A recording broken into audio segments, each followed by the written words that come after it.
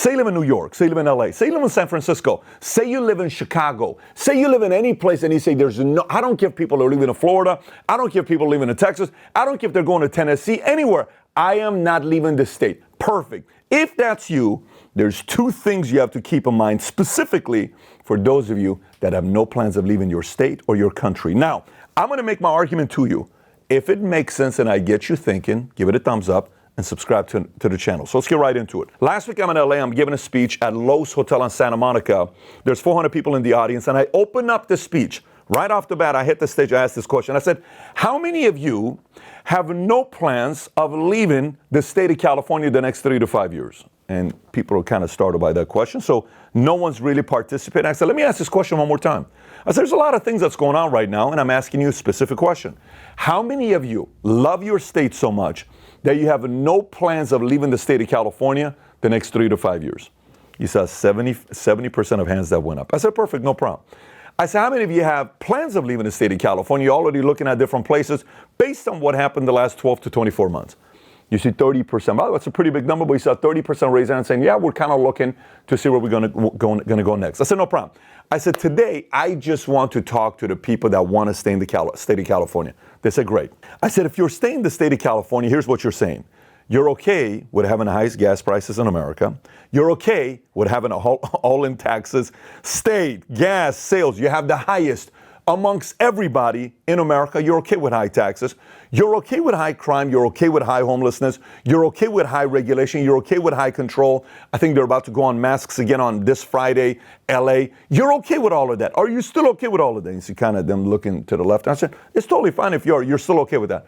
They're like, yes, so perfect. If you still are planning on staying in the state of California, let me tell you two things you need to be ready for. What's that? Last night, I had dinner with my entertainment lawyer in LA at Cross Stations. This is when I'm giving a speech. It was the night before.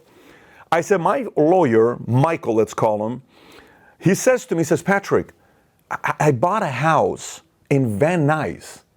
It's like right by Toluca Lake, Van Nuys. He said, I bought this place. It's less than 2,000 square feet. The house should be $600,000-$700,000. It just sold for $1.8 million. I said, what are you talking about? He says, it's only 3 bedrooms and it sold for 1.8.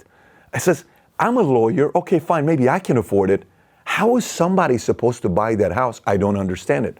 I said, 1.8 million? I says, $1.8 million. I said, okay, how many of you guys got a family with 2 or 3 kids and husband and wife living together? They raised their hands. I said, great.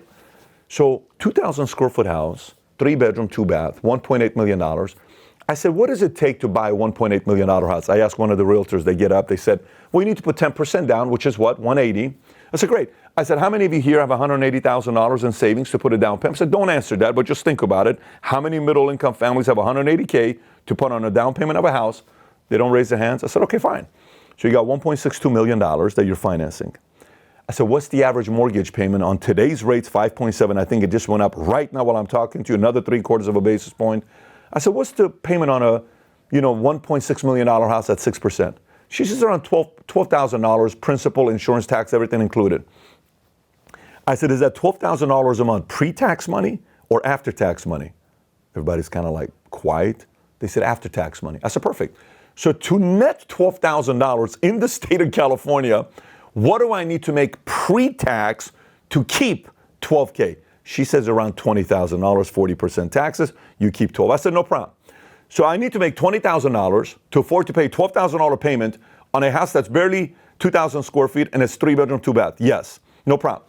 I said, historically, it's been said, whatever mortgage payment you're making, it should be about 1/3 of your income. So if $20,000 is 1/3 of my income, what should my income be? And she says $60,000 a month. So what's 60 times 12? They said $720. I said, great.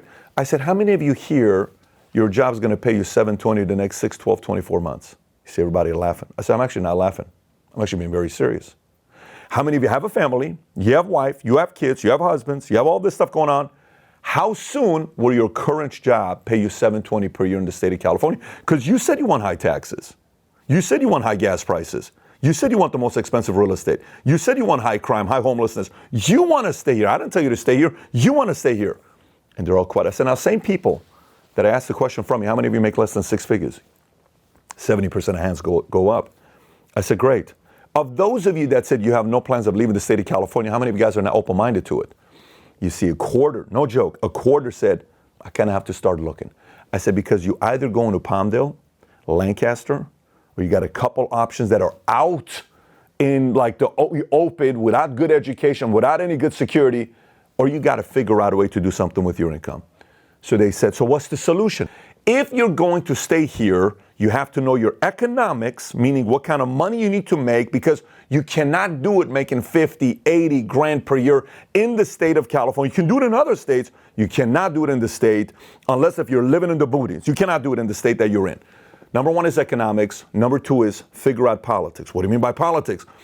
I said, if we're living in the land of the free and home of the brave, start being free and start being brave and push back on why do we have the highest gas prices, specifically gas taxes. Why do we have the highest taxes statewide? Why do we have high crime? Why do we have high homelessness? Why do you have all this other stuff? Why? Ask why and get involved and either make the politicians change by the way you vote or get behind somebody or eventually get involved in politics. But you're not going to be able to do it with you sitting around saying, oh, I love my state. It's so awesome. The beach is great. The weather is great. The earthquake is fantastic. I love the sports teams. I love all this other stuff. Oh, my God, babe, life is so hard paying all the bills, man. It's so hard. My kids can't go to private school. And if I lived in another state, the kids could have gone to a private school. But I love California. Who cares if they don't go to a private school? It's okay. They can go to a public school because I love my state and I'm willing to pay all the high taxes. Stop. You got a family. Your kids are relying on you to make the right choices.